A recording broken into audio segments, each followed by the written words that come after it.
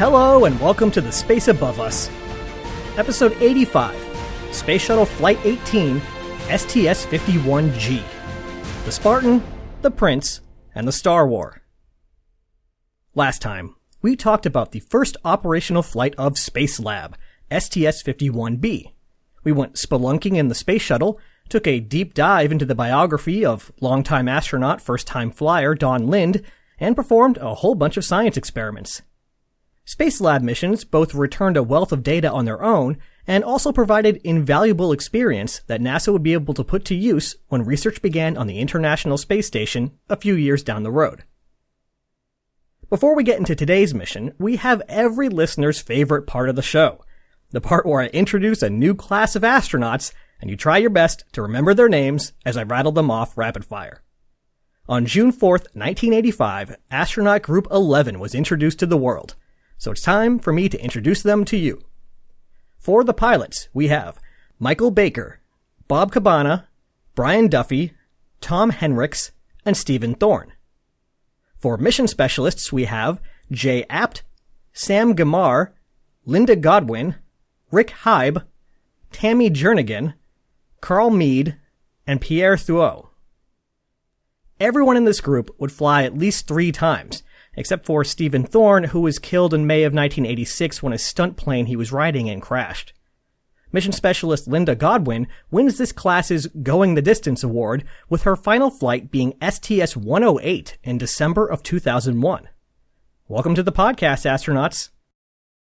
And there's still just one more quick little detour we have to take into a topic that had the potential to make a huge change in the spaceflight landscape, but in the end won't affect our story all that much. The Strategic Defense Initiative.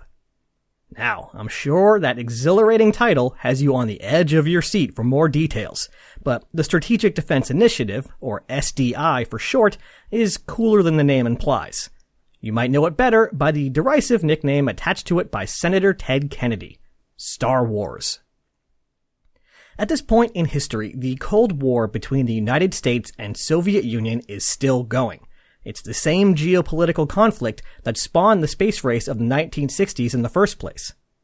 Tensions weren't exactly at Cuban Missile Crisis levels at this point, but there was still real concern that thermonuclear war could break out at any moment. Both the US and Soviet Union had and still has thousands of intercontinental ballistic missiles, tipped with multiple nuclear warheads, any one of which were hundreds or thousands of times more powerful than the weapons that destroyed Hiroshima and Nagasaki at the end of World War II.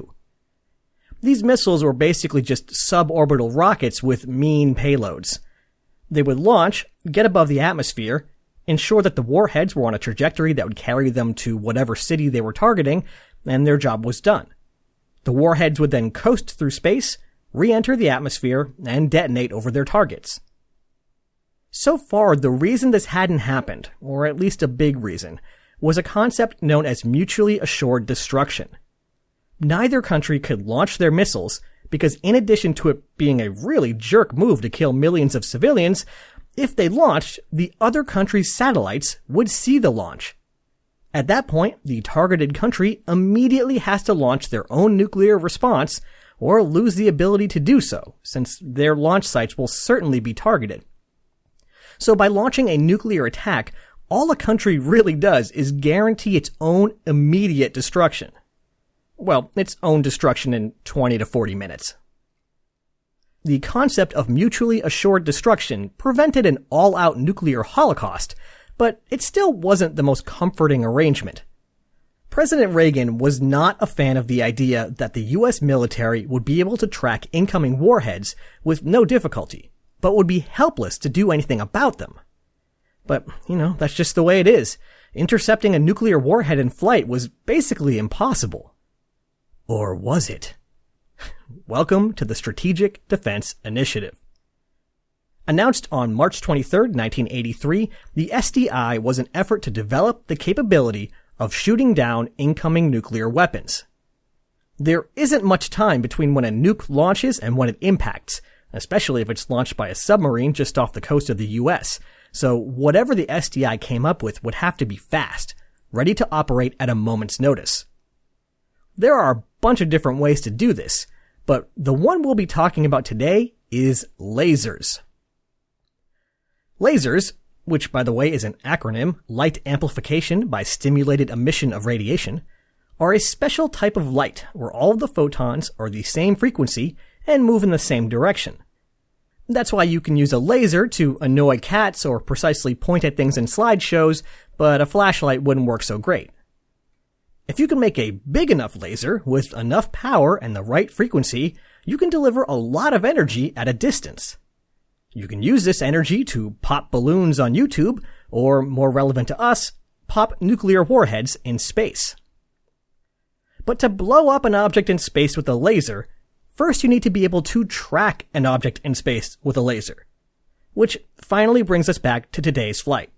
Because it turns out, there's a great spacecraft we can try tracking with a laser. It's big. It flies where we tell it. It points where we tell it. And if you ask nicely, the people inside it will even stick a mirror in the window for you. Yes, that's right. The space shuttle was going to be used for the, quote, high-precision tracking experiment. After all that build-up, the planned experiment is actually pretty easy. The crew will take a special 8-inch diameter retroreflector, slap it in the circular window at the center of the mid-deck hatch, and point the orbiter in the right direction. In this case, towards Maui, Hawaii, where a low-power laser will be directed towards the shuttle. More on that later. Flying this mission, which involves more than just lasers, is a crew of 7, with 3 mission specialists and 2 payload specialists. And for a bit of space trivia, this is the first shuttle crew that didn't have anyone from the Apollo era. Commanding the mission was Dan Brandenstein, who we last saw flying as pilot on STS-8. This is his second of 4 flights. Alongside Brandenstein as pilot was J.O. Crichton. John Crichton was born on April 28, 1943 in Orange, Texas, but grew up in Seattle, Washington. He received a Bachelor of Science degree from the U.S. Naval Academy before joining, you guessed it, the Navy, where he learned to fly. After flying F-4Js around Vietnam for a couple of years, he came back and became involved in the development of the F-14. He returned to Vietnam, this time flying F-14s, and actually flew cover during the fall of Saigon, watching the evacuation of the embassy from 10,000 feet. He was selected as an astronaut in 1978, and this is his first of 3 flights. Moving back on the flight deck, Mission Specialist 1 was John Fabian, who we also saw on STS-7. This is his second and final flight. Mission Specialist 2, and the first of our rookie mission specialists, was Steve Nagel. Stephen Nagel was born on October 27, 1946 in Canton, Illinois. He earned a bachelor's in aerospace engineering from the University of Illinois and later a master's in mechanical engineering from California State University. In between, he joined the Air Force and learned to fly the F-100, the A-7D, the F-4, and the T-28, even spending a year as a T-28 instructor for the Laotian Air Force. He, of course, did a stint as a test pilot at Edwards, which is where NASA found him in 1978. And if you're wondering why a test pilot is flying as a mission specialist, it turns out that Nagel is a multi-talented guy, and he'll be flying as pilot and commander in later flights. This is his first of 4 missions. Mission Specialist 3 was someone we'll be seeing a lot of, Shannon Lucid. Shannon Lucid was born on January 14, 1943 in Shanghai, China, where her missionary parents were when she was born. But if you asked her hometown, she'd say Bethany, Oklahoma. After graduating high school, she earned a pilot's license, eventually becoming a commercial, instrument, and multi-engine pilot. She earned a bachelor's in chemistry and a master's and PhD in biochemistry, all from the University of Oklahoma. She worked her way through a number of roles in chemistry, biochemistry, and molecular biology, working on cutting-edge research before joining NASA in 1978. This is her first of 5 flights, including a stint on Mir. Joining the mission specialists were 2 payload specialists. Payload Specialist 1 was Patrick Baudry, who was born on March 6, 1946 in Cameroon. He flew in the French Air Force, and for this flight will be representing the National Center for Space Studies, France's space agency. He's got a couple of experiments we'll hear about later, and this is his only flight. And last but not least, Payload Specialist 2, Sultan bin Salman bin Abdulaziz Al Saud, Royal Prince of the House of Saud. Yes, this flight has a real deal prince on it. Sultan bin Salman was born on June 27, 1956, in Riyadh, Saudi Arabia. He earned a bachelor's degree in mass communication from the University of Denver and was an active member of the Royal Saudi Air Force. He was included on this mission as a representative of the Arab Satellite Communications Organization, which owned one of the satellites for this flight. He became the first Arab, first Muslim, and at the time of this recording, youngest ever person to fly in space at only 28 years old. This is his only flight.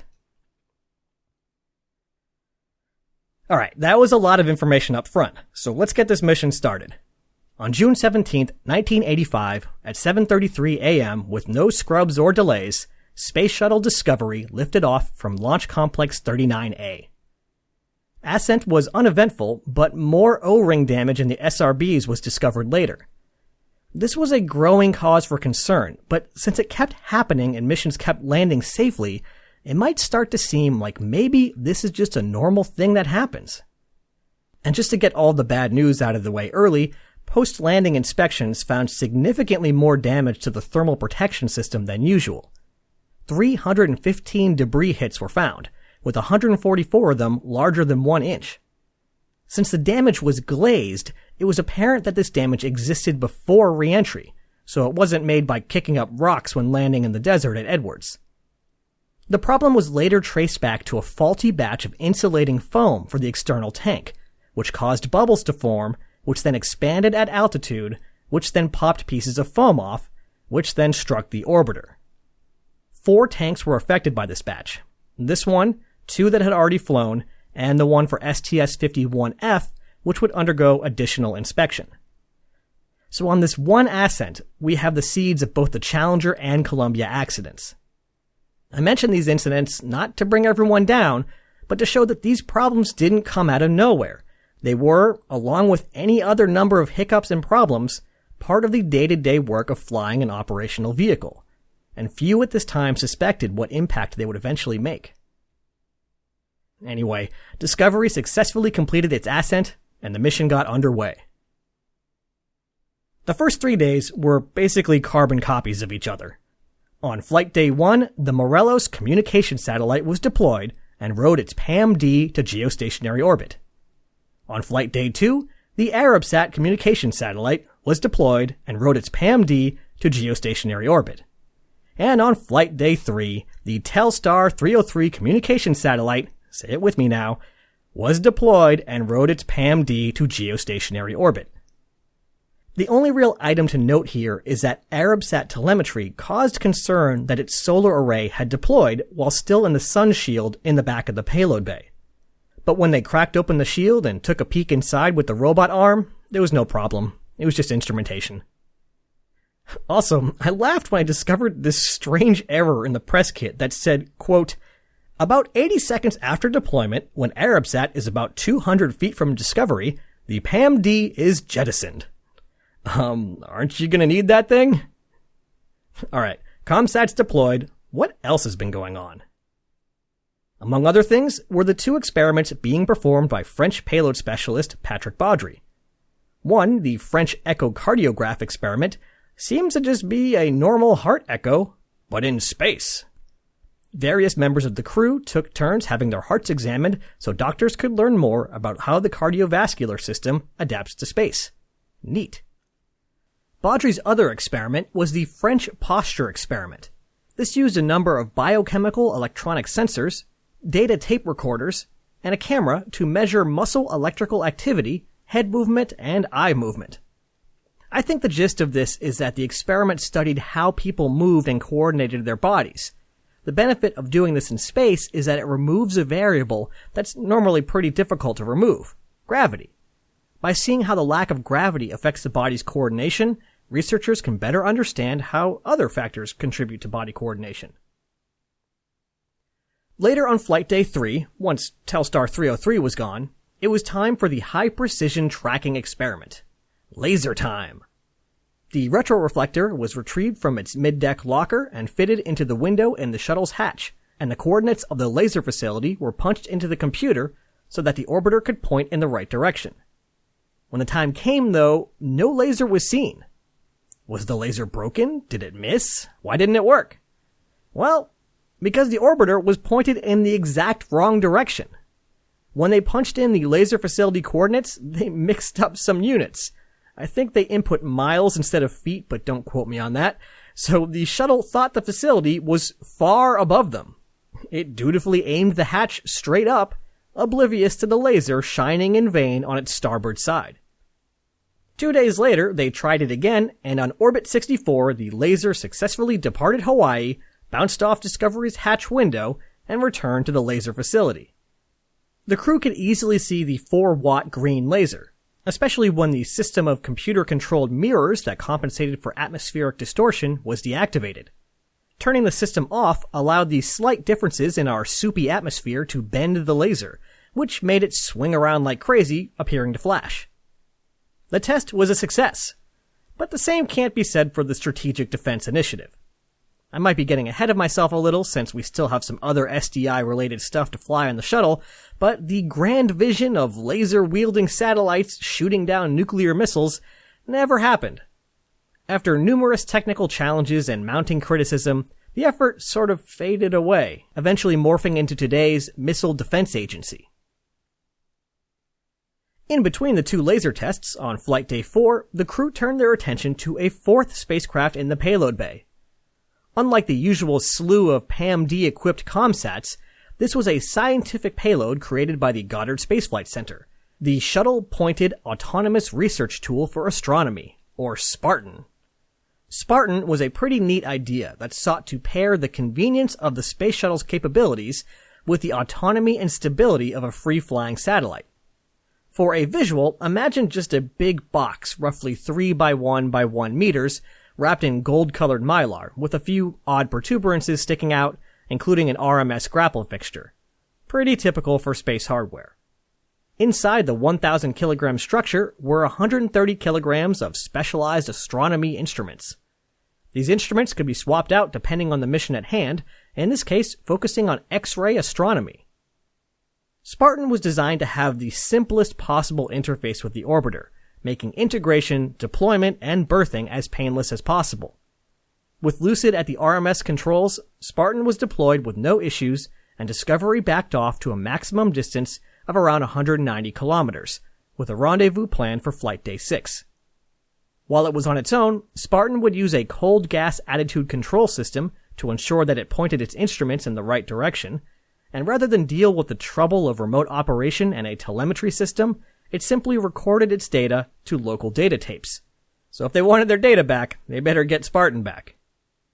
During its 2-day deployment, Spartan collected X-rays from nearby galaxy clusters to search for clouds of hot gas, and turned its instruments on our own galaxy to scope out X-ray sources.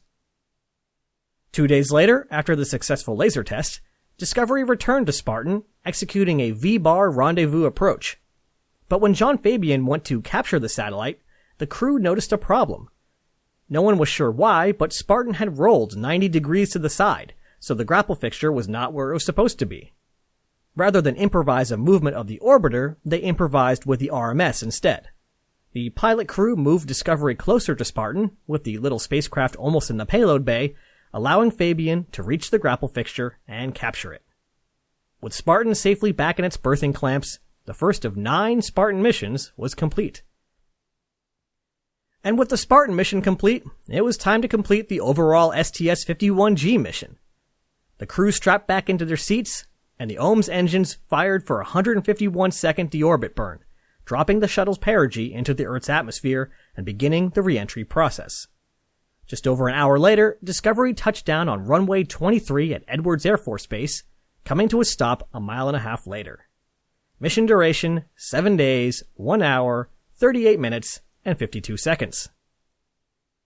For most astronauts, the moment after a mission successfully ends comes as a huge relief. The weight of their duties is lifted from their shoulders, even as the weight of gravity returns, and they can take some time to relax, look forward to the PR tour, and eventually their next flight.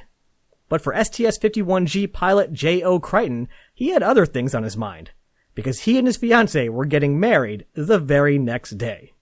Never a dull moment in the astronaut corps. I like this mission, because it's just so representative of the early shuttle era. We've got not one, not two, but 3 commercial Commsats in the payload bay. We've got some payload specialists added late in the process with just a few months of training. We've got space laser tests for the Strategic Defense Initiative. And, well, we've got some SRB O-ring problems.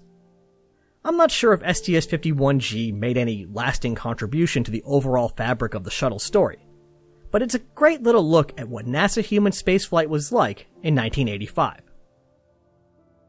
Next time. Among some astronauts, Space Lab missions have a reputation for being a little bit dull.